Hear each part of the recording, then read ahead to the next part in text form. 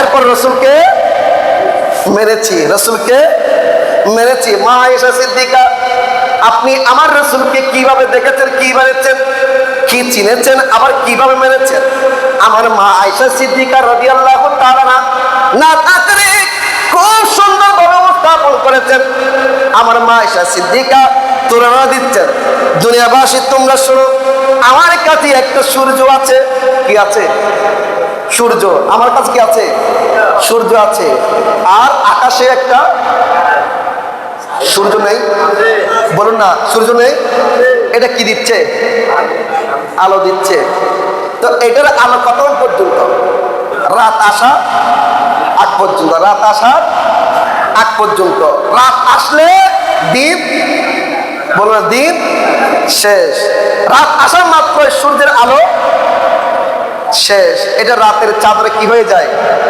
দেখে যায়। রাতে রাতে আন্ধারে দেখে যায়। মা আয়েশা সিদ্দিকা বলেন, আমার কিটা সূর্য বাঁচে, আমার কিটা সূর্য বাঁচে, আর কি সূর্য আকাশে, আমার কিটা সূর্য বাঁচে, আর কি সূর্য আকাশে, আমার সূর্যের সামনে সেটা লাগে কেমন ফ্যাকাশে।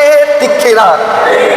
যেটা একটা বেকার কোনো কিছু কিছু আসলে আরেকটা জিনিসের এটা ফ্যাকাশ মনে লাগে, এটা অমূল্য মনে লাগে, এটার কাছে এটা কিছু, বলো না, এটার কাছে এটা কিছু নয়। মা আয়েশা সিদ্দিকা বলেন, আমি ওই সূর্যের দিকে তাকালাম আর এই সূর্যের দিকে তাকালাম, আমার সূর্য আর আকাশের সূর্যের মধ্যে পার্থক্য হচ্ছে, আমার সূর্যকে দেখলে ওই সূর্য কিছুই, বলে না, ওই সূর্য কিছুই নয়।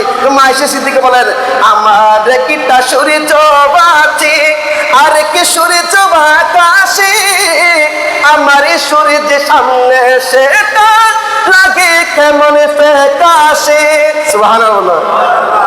সেই সূর্যের আলো যায়নি বেজায়, সূর্যের আলো যায়নি বেজায়, রাতের কালো চাদরে আমার সূর্য আলো ছড়াই নিকশ কালো বাদারে, আমার সূর্য আলো ছড়াই নিকশ কালো বাদারে।